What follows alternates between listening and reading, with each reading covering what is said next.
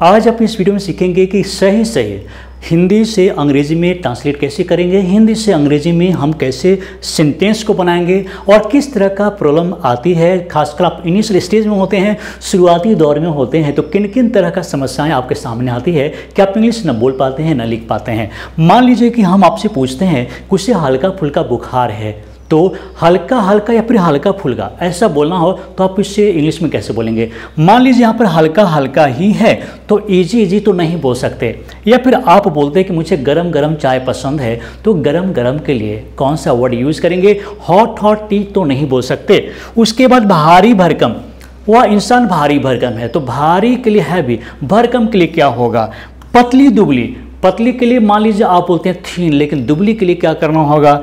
काम काज, काम के लिए वर्क, लेकिन काज के लिए क्या होगा। हमें इन्हीं जैसे हार्ड सेंटेंसेस को बनाना है, ऐसे ऐसे वर्ड आ जाते हैं जिसे सेंटेंस बनाना मुश्किल होता है। दो तरीके की बात होती है, जैसे एक तो सेंटेंस कैसे बनेगा, कौन से रूल्स अप्लाई होंगे, और कौन से वर्ड जो वर्ड है इसे हम कैसे लिखेंगे, इसे एक्सप्रेस कैसे कर पाएंगे, क्योंकि किसी भी चीज़ को कई तरीके से बोला जा सकता है, लिखा जा सकता है। तो हम इसके लिए जो उपयुक्त वर्ड है वो क्या हो सकता है और सेंटेंस कैसे होंगे, इन सब को इस वीडियो में देखेंगे। और इस वीडियो के अंत में हम आपसे क्वेश्चन भी करेंगे। तो जरूरी है कि कंप्लीट चीज़ों को सीखना है और मेरे पूछे गए सवाल का जवाब भी देना है। तो यहाँ पर क्वेश्चन है कि हल्का हल्का बुखार है, किसी के बारे में बोल रहे हैं कि उससे हल्का हल्का बुखार है। तो बुखार का तो फीवर बचपन से ही लोग याद कर लेते हैं कि बुखार का फीवर होगा, लेकिन हल्का हल्का का क्या होगा। मान लीजिए सेंटेंस से कुछ से हल्का हल्का बुखार है, क्या हम बोल सकते हैं कि he has easy easy fever. नहीं बोल सकते।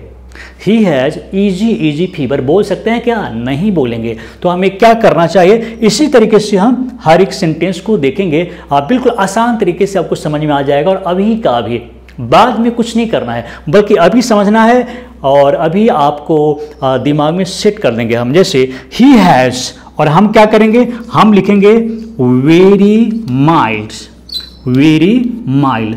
आप याद कर लेंगे, जब भी फीवर की बात हो और हल्का हल्का फीवर की बात हो तो आप बोलेंगे कि वेरी माइल्ड, मतलब he has very mild fever. He has very mild fever का मतलब उसे हल्का हल्का बुखार है।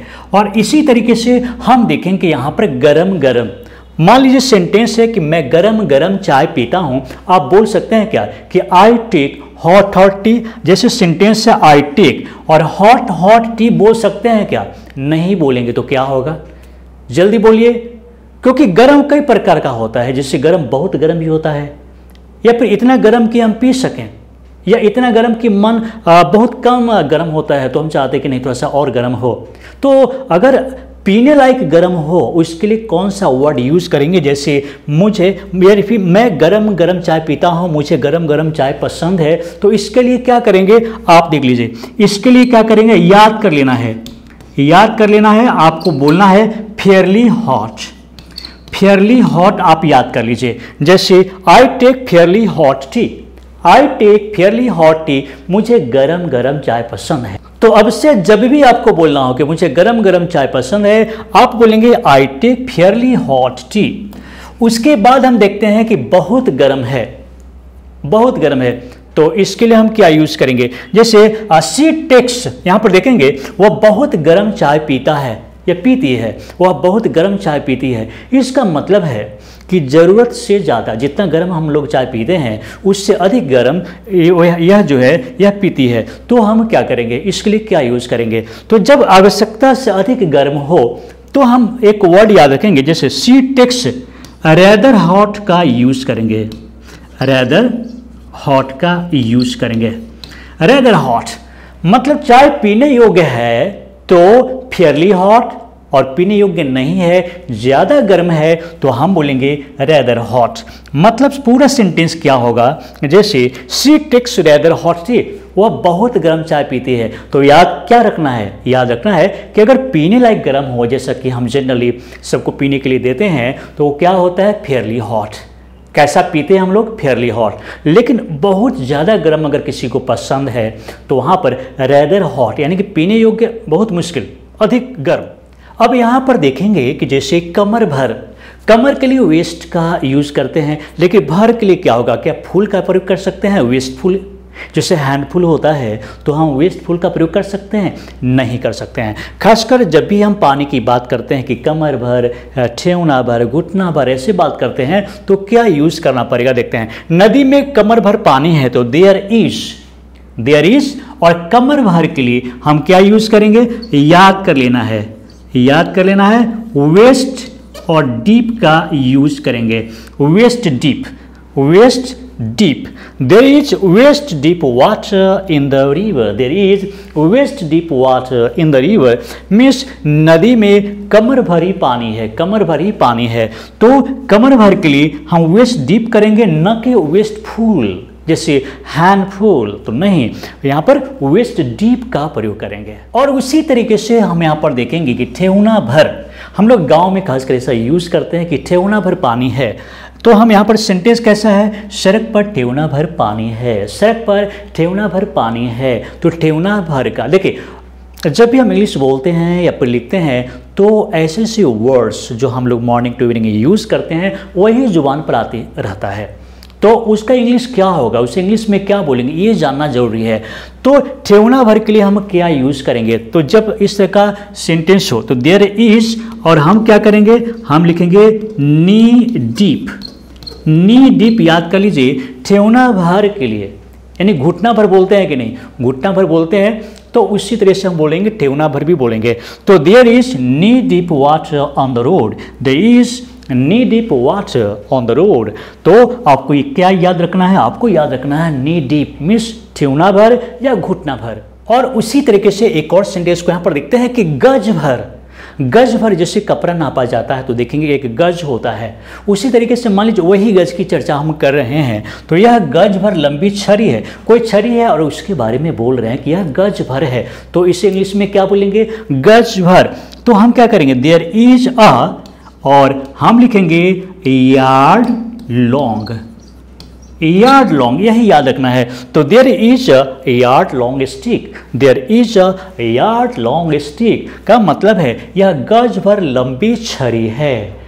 किसी भी चीज़ के बारे में अगर आपको यही बात बोलना है कि यह गज भर का दीवार है, मान लीजिए कोई दीवार है, बाउंड्री है, तो आप बोलते हैं, तो अगर गज भर बोलना है तो आपको क्या करना है? This is a yard long, और उसके बाद जो भी ऑब्जेक्ट है वो लिख सकते हैं। लेकिन वही अगर आपको बोलना है कि भारी भरकम, भारी का तो है भी आप जानते हैं, लेकिन भरकम आ जाने से सोचने लगते हैं कि आखिर भारी भरकम का इंग्लिश वर्ड क्या होगा और सेंटेंस कैसे बनेगा। जैसे यह भारी भरकम पत्थर है, यह भारी भरकम पत्थर है, तो इसे कैसे बोलेंगे?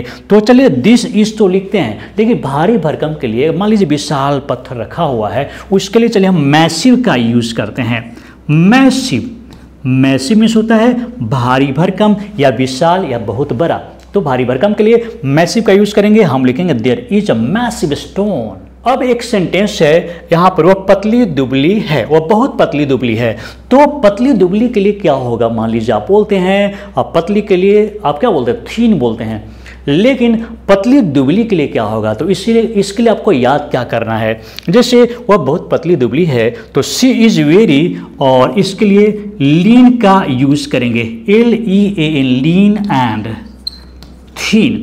बस ये याद रहना चाहिए, lean and thin. She is very lean and thin, she is very lean and thin. वह बहुत पतली दुबली है, तुम बहुत पतले दुबले हो, you are very lean and thin. वे लोग बहुत पतले दुबले हैं, they are very lean and thin. Adjective है और इसलिए इसके साथ कुछ करना नहीं है। ऐसा नहीं है कि लीन एंड थीन्स कर दें या कुछ कर दें, ऐसा नहीं, बल्कि एडजेक्टिव है तो हम बोलेंगे they are very lean and thin. अब यहाँ पर जो सेंटेंस है ये कैसा है? जैसे काम काज एक ऐसा वर्ड है हम लोग यूज़ करते हैं बोलने में, लेकिन कैसे इस सेंटेंस बनाएंगे और इसका इंग्लिश वर्ड क्या होगा?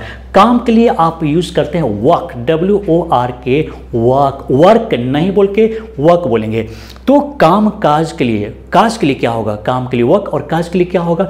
चलिए बहुत आसान चीज़ है, आपका काम काज कैसा चल रहा है? किसी से पूछ रहे हैं कि आपका काम काज कैसा चल रहा है, तो what about your business, what about your business, आपका कामकाज कैसा चल रहा है? तो कामकाज के लिए तो होता क्या है कि जब भी इस तरह का सेंटेंस आता है तो सोचने लगते हैं कि आखिर कामकाज का क्या होगा, तो तुरंत हम उस समय क्या बोलेंगे? Business, what about your business, how about your business, ऐसे बोल सकते हैं। और अब सेंटेंस है, मुझे लंबी चौड़ी बातें पसंद नहीं है, मुझे लंबी चौड़ी बातें पसंद नहीं है। तो लंबी चौड़ी का क्या होगा? मान लीजिए लंबी का तो आप बोल सकते हैं टॉल, कुछ लोग लॉन्ग बोल देते हैं, चलिए, लेकिन चौड़ी का wide, tall and wide, long and wide, लेकिन ऐसा नहीं करके क्या कर सकते हैं? चलिए, मुझे लंबी चौड़ी बातें पसंद नहीं है, I don't like tall talks use करेंगे, हम लिखेंगे टॉल और talks, tall talks, tall ticks नहीं बल्कि टॉल टॉक्स। तो मुझे लंबी चौड़ी बातें पसंद नहीं है, तो I don't like tall talks ऐसे बोल सकते हैं। और इसी के साथ हम फिर देखेंगे बाता बाती का मतलब क्या होता है। जैसे हम लोग बोलते हैं कि देखो उन दोनों में बाता बाती हो गया, खासकर गांव में बात करते हैं हम लोग कि उन दोनों में बाता बाती हो गया, का मतलब गर्मा गर्मी बहस हो गया है, उन दोनों में गर्मा गर्मी बहस हो गया है। तो उस कंडीशन में हम क्या करेंगे? सेंटेंस क्या है कि दोनों ने बाता बाती कर लिया, दो लड़का है, दो व्यक्ति है जिसने बाता बाती कर लिया है। तो हम क्या करेंगे? हम लिखेंगे बोथ एक्सचेंज्ड। एक्सचेंज का मतलब क्या है कि कुछ देना और लेना, लेना देना। तो हम क्या करेंगे? Both exchanged. और हम यहां पर क्या लिखेंगे? हम लिखेंगे हॉट वर्ड्स, हॉट वर्ड्स। जब भी गर्मा गर्मी बहस हो गया, गर्मा गर्मी बहस हो गया, तो उस कंडीशन में हम क्या करेंगे? हम लिखेंगे बोथ एक्सचेंज हॉट वर्ड्स, दोनों ने गर्मा गर्मी बहस कर लिया। तो अब जो वर्ड है वो है चिकनी चुपड़ी। चिकनी चुपड़ी के लिए हम क्या यूज कर सकते हैं? मान लीजिए चिकनी चुपड़ी, वह चिकनी चुपड़ी बातें करती है का मतलब है कि मीठी मीठी बातें करना, मीठी मीठी बातें करना, बना बना करके मीठी मीठी बातें करना। तो हम कैसे इसे इंग्लिश में कैसे लिखेंगे? वह चिकनी चुपड़ी बातें करती है। तो चलिए शी टॉक्स, इसके बाद क्या लिखेंगे? स्वीट स्वीट वर्ड्स नहीं। चलिए इसके लिए सबसे बेहतर होगा, क्या होगा? शी टॉक्स, और हम लिखेंगे हनीड, हनीड, और इसके बाद honeyed words, honeyed words. Honeyed words का मतलब है चिकनी चुपड़ी बातें, मीठी मीठी बातें। तो वह मीठी मीठी बातें करती है या वह चिकनी चुपड़ी बातें करती है, तो शी टॉक्स हनीड वर्ड्स। लेकिन वही आपको बोलना हो कि सुख का साथी। अब सेंटेंस है कि वह सुख का साथी है, किसी व्यक्ति के बारे में बोलते हैं कि वह सुख का साथी है, तो इसके लिए कौन सा वर्ड यूज करेंगे? सुख का साथी का मतलब होता है कि एक ऐसा दोस्त जो सुख में आपके साथ खड़ा है, और जैसे आप किसी मुसीबत में आते हैं कि फिर वह नजर नहीं आता है। तो उस कंडीशन में उस व्यक्ति के लिए कौन सा वर्ड यूज करेंगे? सुख का साथी के लिए कौन सा वर्ड यूज होगा? मान लीजिए हम बोलते हैं ही इज, और उसके बाद क्या यूज करेंगे? He is a fair, fair weather, he is a fair weather friend. He is a fair weather friend का मतलब है कि वह सुख का साथी है। जब भी किसी के बारे में बात करना हो कि वह सुख का साथी है, हम बोलेंगे he is a fair weather friend. तो चलिए, अगर आपको आज का टोटल सेंटेंस, टोटल वर्ड्स समझ में आ गया है, तो चलिए पूछते हैं आपसे, क्या आपको गरम गरम चाय पसंद है? किसी से पूछ सकते हैं, आप भी किसी से पूछ सकते हैं कि क्या आपको गरम गरम चाय पसंद है? तो ये बोलने के लिए इंग्लिश में क्या बोलेंगे? तो आपको अभी कमेंट करना है, लिखना है। आपका हर एक कमेंट को हम ज़रूर पढ़ते हैं, आपका नाम तक याद रखते हैं। इसलिए जब भी पढ़ें, मेरे यहाँ ही नहीं बल्कि कहीं भी पढ़ें, और अगर कोई क्वेश्चन किया जाता है तो आप उसका आंसर ज़रूर दें। इससे जो पढ़ाते हैं उन्हें लगता है कि हम सामने वाले वास्तविक में सीख रहे हैं, स्टूडेंट सीख रहे हैं, ये लगता है। तो कमेंट करना ज़रूरी है, और इससे क्या है कि आपका नाम याद रखते हैं। सभी लोग जितने भी हैं, अगर बार बार आपका कमेंट देखते हैं तो आपका नाम उन्हें याद रहता है। तो चलिए, क्या आपको गरम गरम चाय पसंद है? इसे इंग्लिश में कैसे बोलेंगे? अभी आप लिखें और हम एक एक कमेंट को पढ़ेंगे, चेक करेंगे, जरूरत पड़ने पर हम जवाब भी देंगे। तो चलिए दोस्तों, इस वीडियो को देखने के लिए, लाइक करने के लिए, शेयर करने के लिए और इस चैनल को सब्सक्राइब करने के लिए आप सभी को बहुत बहुत धन्यवाद।